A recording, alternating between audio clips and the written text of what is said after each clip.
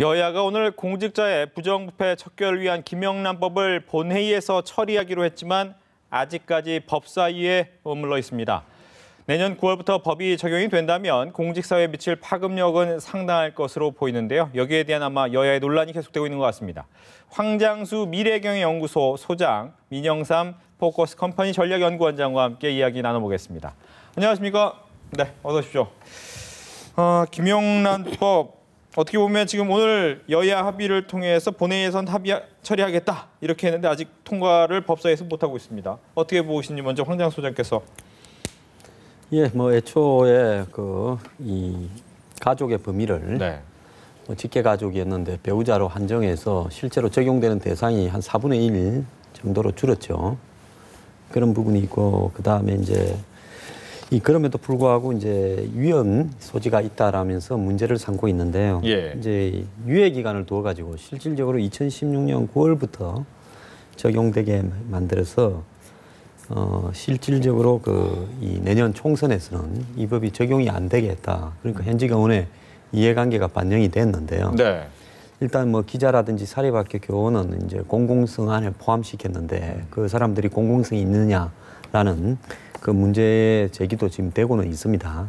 근데 애초에 이 법의 취지가 우리 사회의 부패 정도가 이 경제 수준이나 사회 전체의 선진화 수준에 비해서 상당히 높기 때문에 이 상당히 좀 일종의 좀 가격하게라도 보이는 이런 법을 통과시켜서라도 한국 사회의 투명성을 높이자라는 취지에서 마련되었는데 벌써 이제 이 여야에서 위헌이 있다라는 이야기가 합의를 해놓고도 나오고 있고 또 여러 언론에서 이 법이 경제를 침체시키고 무리하다라는 문제 제기를 하고 있으면서 결국은 이 법이 실질적으로 완전히 이 법안이 통과되어서 실행되기까지의 과정에서 상당히 누더기가 되지 않을까 그렇게 전망을 하고 있습니다.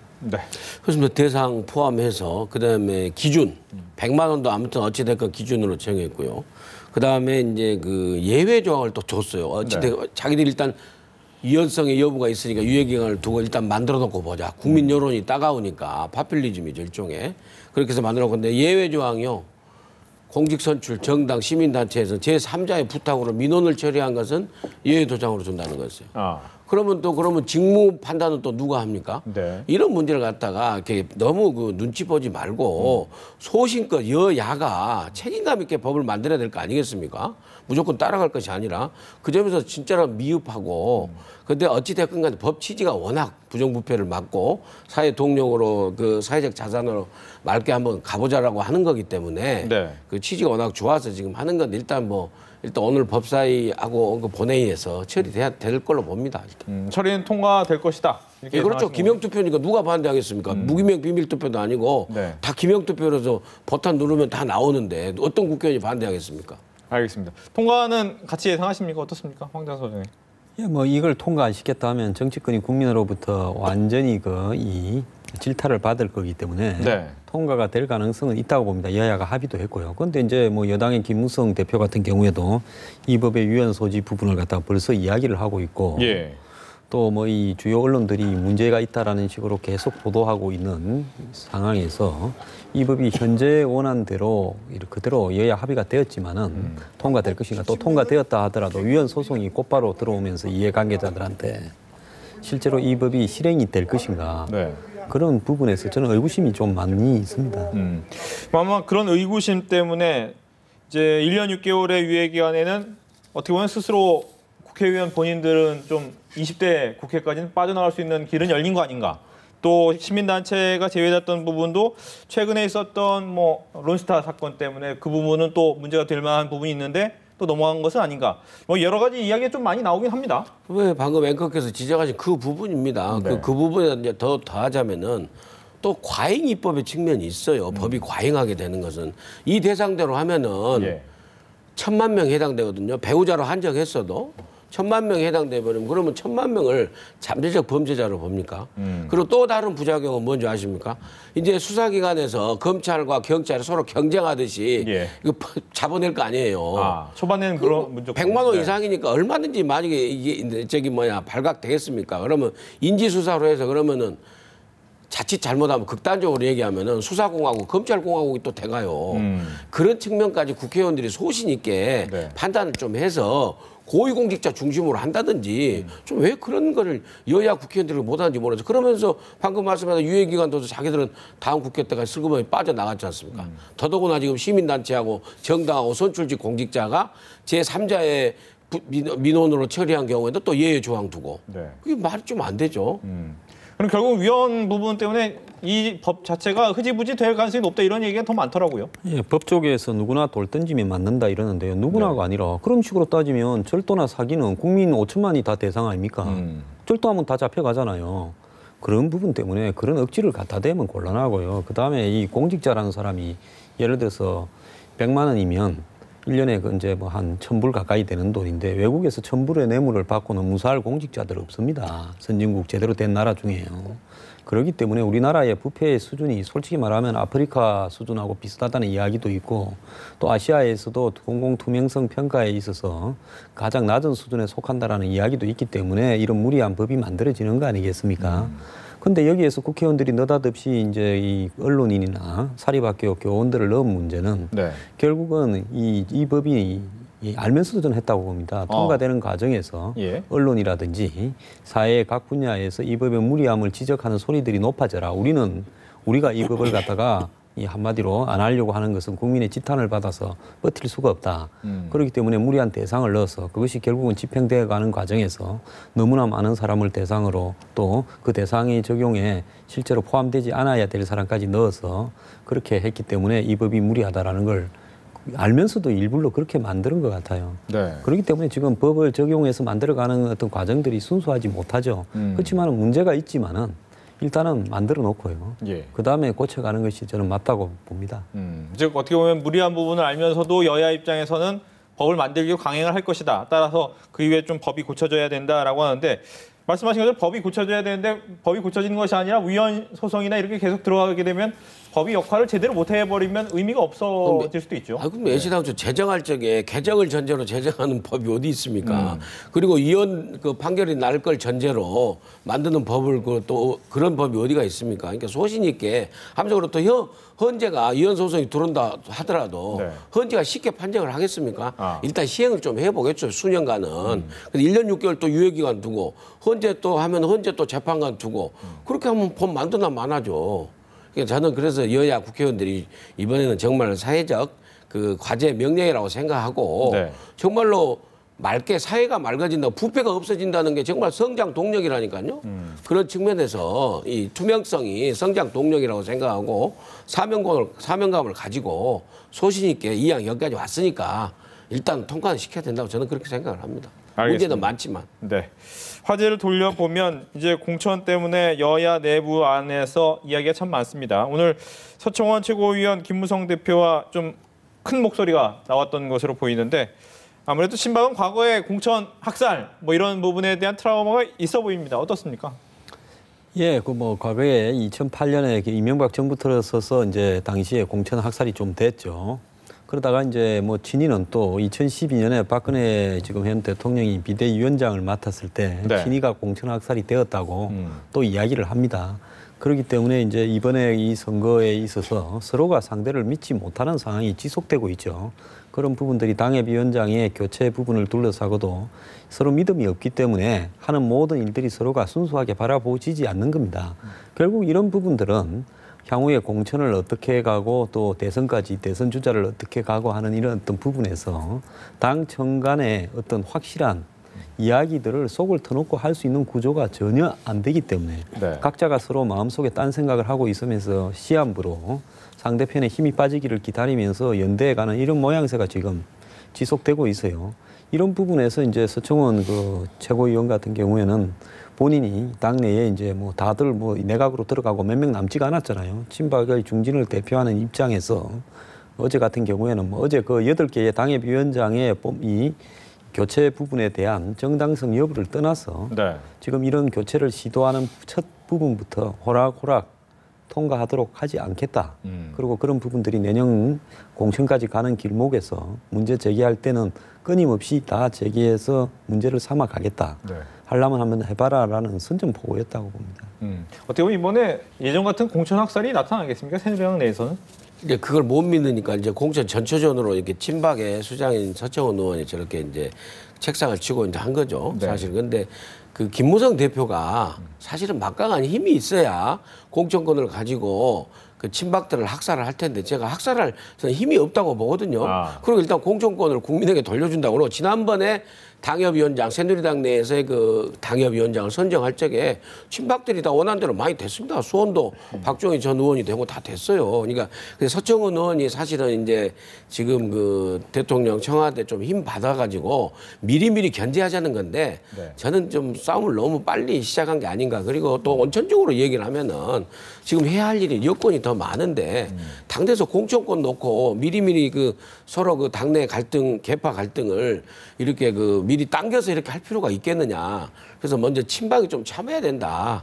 저는 그렇게. 그리고 공천 제도에 대해서 룰에 대해서 서로 치밀하게 논쟁을 하고 해서 룰 만들 생각을 해야죠. 먼저 이렇게 싸움하고 나면 국민들 보기에 더더구나 여건이 당내 절차 민주주의는 하나도 없고 맨날 쌈박질이구나. 여야 싸우고 여당 내부 내에서 야당 내부 내에서 정치권은 맨날 쌈박질만 하는구나 하는 구태 모습으로 또 보일 거 아니겠습니까? 네. 그렇다면 이제 야권 입장에서도 이렇게 공천 핵심 자리에 친노 계열의 인사가 앉히면서 좀 반발이 있는데 이 부분은 어떻습니까? 수석 사무부총장, 조직 사무부총장 등이 그런 자리인데요.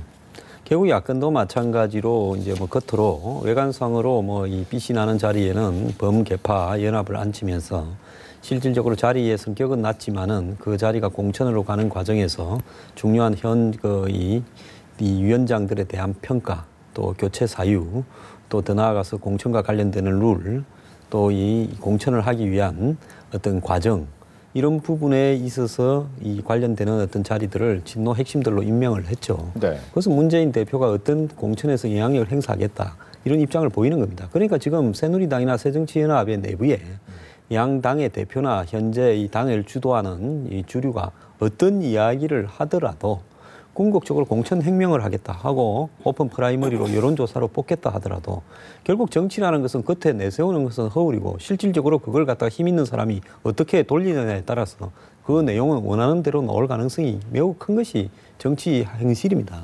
그렇기 때문에 그걸 서로가 다 알고 있기 때문에 룰을 잘 만든다고 공천이 투명하게 되지 않는다라는 것을 당내 비주류들은 자기들도 옛날에 주류 때 그렇게 해봤기 때문에 다 알고 있는 거죠.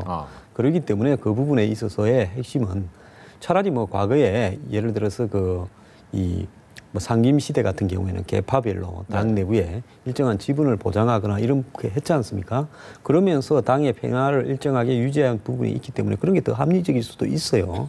그래서 어쨌든 그런 어떤 부분이 지금 이 현재의 어떤 이 공정한 룰을 이야기하고 어떤 명분을 갖다 붙이더라도 결국은 칼자루 진 쪽에서 마음대로 할 것이다라는 데 대한 의구심을 해소할 방법은 없는 상황이라고 봅니다. 네. 야당은 더하죠. 여당은 박근혜 그 대통령께서 살아서 돌아오세요라고 했는데 야당은요 살아서 돌아올 힘도 아예 안 줘버리고 학살해버리는 거 아닙니까? 네. 지난 2012년도 19대 총선 공천을 보면은 친노라는 게 해도 너무한 게 대통령 후보를 지낸 사람 정동영 전 의원, 그다음에 법무부 장관 지낸 친노 핵심 천정배 전 법무부 장관. 떨어질 때 가서 차마 안 줄 수는 없고 하니까 강남에다 공천 주고 그다음 비례대표 24명 손학규 전 대표 단 한 석도 배려하지 않고 전부 친노가 독식해가지고 그 힘으로 지금 4년 내내 가지고 야당 지고 와서 이번에 다시 또 대표가 됐는데 이 권력을 놓으려고 하겠습니까? 그 사실은 거기서 이렇게 그 공천 받으려고 하는 비노들이 어찌 보면 제가 보기에는 안타까워요. 네. 근데 그럼에도 불구하고 정말 문재인 대표께서 수권 정당으로 가기 위해서 물론 공천 혁명을 이루어서 개파의 계획자도 안 나오겠다 하니까 주승용 최고위원이 개파의 계획자 안 나온다니 친노의 니은자만 나온다. 이걸 불식시킬 수 있도록 제도적 접근을 보여줘야 된다고 저는 생각을 합니다. 예, 그렇지 않으면은 어떻게 믿을 수 있겠습니까? 그 해온 야당의 야당의 권력 공천권을 쥔 그 주류 측이 해온 학살의 현장들이 있는데 그걸 믿을 수 있겠습니까? 그럼 결국 공천 때문에 야권 같은 경우에 분열 가능성이 커질 수밖에 없습니까? 여야가 공천 때문에 분열될 가능성을 담보하고 있고 그것이 이제 선거구제하고 맞물려 있면 앞으로 정치개혁 특위에서 선거구제에 대해서 바꾼다 그러지 않습니까?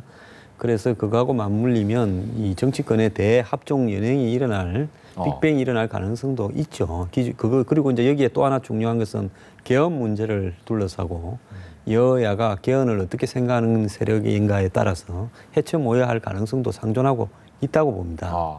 그렇기 때문에 기존의 그 현재 여건부터 대통령과 김무성 대표 사이에 이 내년 공천을 둘러싼 어떤 큰 빅딜이 이루어지거나 합의가 되지 않는다면 여권도 지금 굉장히 시한폭탄처럼 굴러가고 있고요.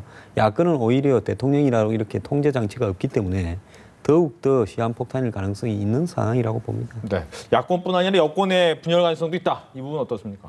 당연히 그렇죠. 이제 그 흔히 하는 말로 정치권에서 하는 말로 한식해 주거나 청명해 주거나 공천 못 받을 바에 나가서 움직인다. 그래서 나온 게 전부 그 친박연대고 네. 그렇게 다 하는 거 아닙니까? 미리 이제 나가서 움직일 수가 있겠죠. 근데 야권보다는 여권은 분열될 가능성이 훨씬 더 좀 적죠. 그렇지만 전혀 가능성이 없다고는 할 수 없죠. 예. 충분히 이제 야권이나 여권 모두 다 분열 가능성이 있다라는 얘기까지 들어봤고요. 그렇다면 이제 박원순 서울시장 얘기해 보겠습니다. 공관 이야기가 상당히 좀 말이 많았는데 이번에 기자들한테도 또 언론에게 공개를 했습니다. 왜 공개했을까요? 그러니까 28억 전세라는 논란이 이니까 그 부분이 화로운 부분이 아니다. 인테리어가 뭐 서재처럼 되어 있고 평범한 집이다라는 걸 보여주려고 했는데요. 박원순 시장은 문제의 본질을 잘못 이해하고 있는 것 같아요. 현재의 이 전월세 파동이 국민들 절반 이상을 갖다가 이 상당히 주거 문제에서 코너로 몰아가고 있는 어떤 그런 경제 상황이지 않습니까? 또 박원순 시장이 누구보다도 더 소외되고 가난한 사람들을 돕기 위한 사회운동을 해왔던 또 본인이 찢어진 그 구두를 신고 다니는 이런 그런 어떤 기부, 나눔의 이런 상징 아닙니까? 그런 분이 예를 들어서 아무리 시장이 되었으면 은평에 2억 8천 아파트도 있는데 아파트에서 근무한다고 시장 역할을 수행하지 못하고 저런 공간에 가서 집에 일가가 끝나고 난 뒤에 공간으로서 외빈을 불러가지고 뭐 몇백 차례 접대를 한다고 시장 역할이 원활하게 되는 그런 부분이라면 애초에 박원순 시장이 살아오거나 지향하는 정치의 모습이 본 모습이 뭔지 의문을 가지지 않을 수 없어요. 이런 부분에 대한 비판이 어쨌든 그 집요하게 제기되다 보니까 본인은 뭐 이 책이 갖춰져 있고 평범한 집이다라는 의미에서 공개했는데 저는 공개해서 오히려 더 비난을 자초하고 있다고 봅니다. 네.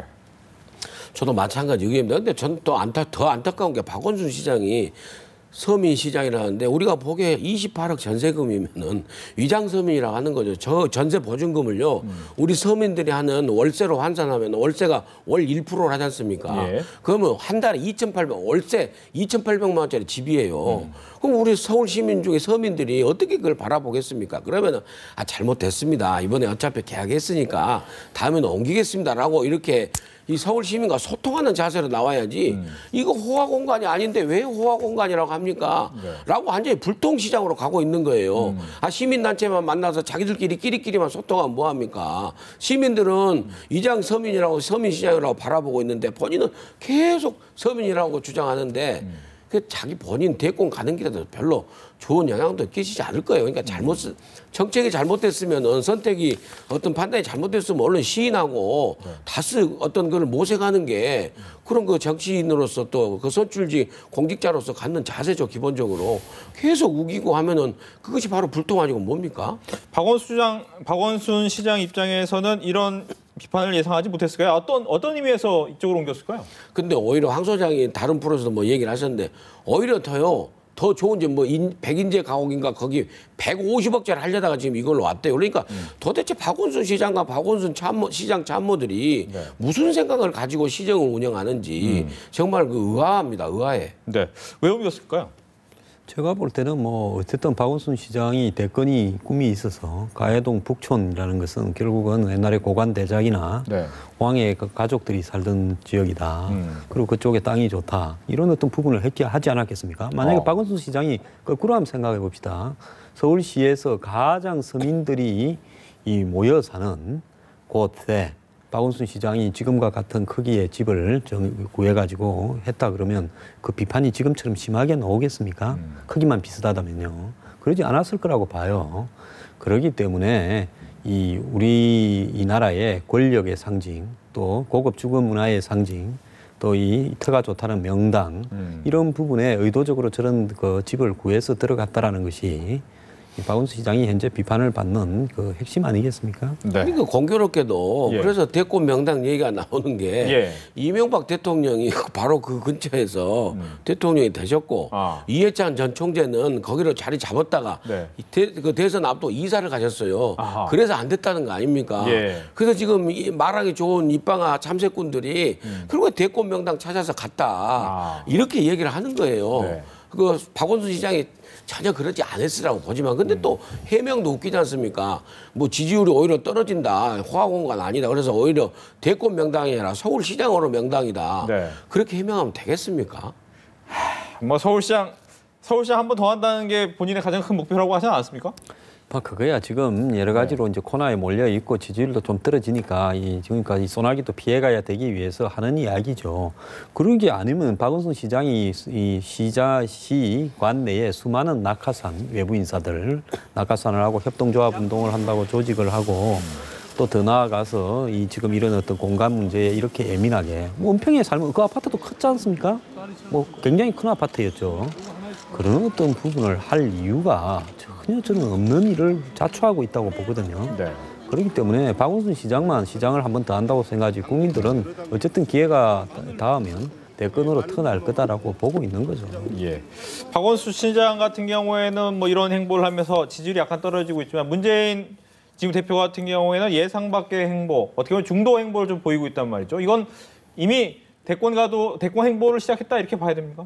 당연히 대권 가도를 시작해서 중도의 외연 확장을 위해서 박정희 이승만 대통령 묘소도 가고 네. 그다음에 유관순 열사 거기 또 가고 계속 그렇게 하고 있는 거죠. 그러면서 이제 유능한 싸가지 없는 그 진보 세력이 아닌 유능한 경제정당, 겸손한 그 태도 보수 이렇게 이걸 지향하는 나름대로 그런 데를 하는데 그건 저는 나무랄 바가 없다고 봅니다. 단지 그것보다도 훨씬 더 중요한 당내의 계파 불식을 시키면서 당내 화합을 해야만이 그래서 집토끼를 먼저 다 모아야만이 나중에 외연 확장하고 갈 수 있는 거 아니겠습니까? 네. 그래서 정말 그 인사 부분에 있어서 굳이 문재인 대표께서 저렇게 수석 사무부총장, 조직부총장을 저렇게 고집하는지 저는 좀 그 부분도 사실은 좀 비판적으로 그 지적하고 싶습니다. 황 소장님도 끝으로 같은 얘기 해주시죠. 뭐 중요한 것은 지속돼야 되는 거고요. 그 이벤트로서 하고 있는 부분이지만 뭐 잘한다고 봅니다. 다만 그런 부분들이 전체적인 당의 색깔에 있어서 일치하는 모양이 나와야 돼요. 그럼 당 내부에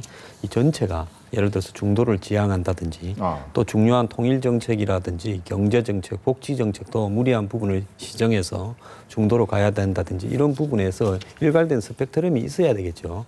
그러지 않고 뭐 예를 들어서 어디를 방문하는 부분에만 중도의 상징들을 방문하거나 외국을 강조하는 부분만큼으로만으로 나중에 뭐 국민들이 모든 부분을 다 평가하기는 쉽지 않을 거다 이렇게 봅니다. 네, 이렇게 해서 황장수 소장, 민영삼 원장 두 분과 함께 정치권 이야기 나눠봤습니다. 오늘 이야기 잘 들었습니다.